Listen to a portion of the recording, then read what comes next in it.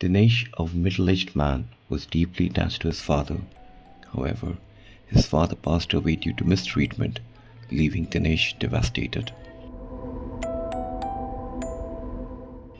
A year later, he was blessed with a baby boy, bringing a ray of hope into his life.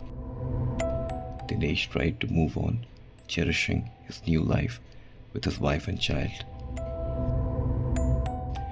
One rainy evening, Dinesh found himself working late at the office. As the clock ticked past midnight, he realized he was the only one left. The silence was deafening, interrupted only by the sound of raindrops against the windows.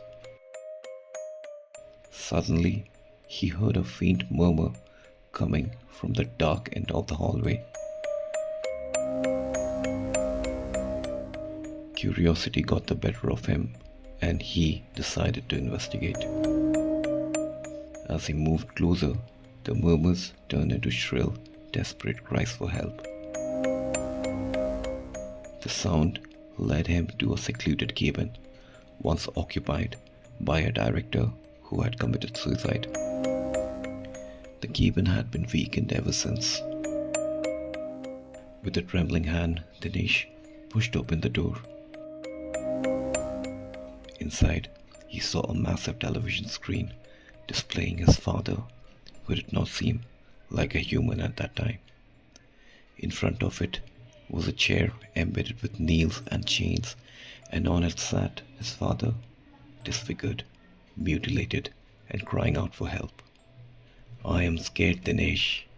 Please take me away from here, I beg you," his father cried.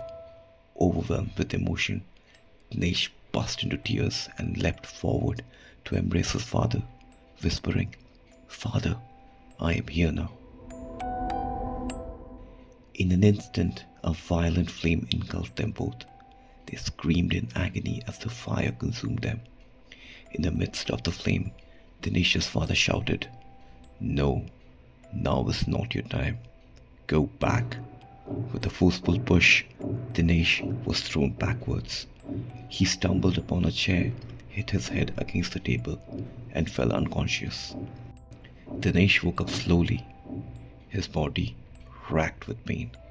As he opened his eyes, he realized he had experienced a massive nightmare.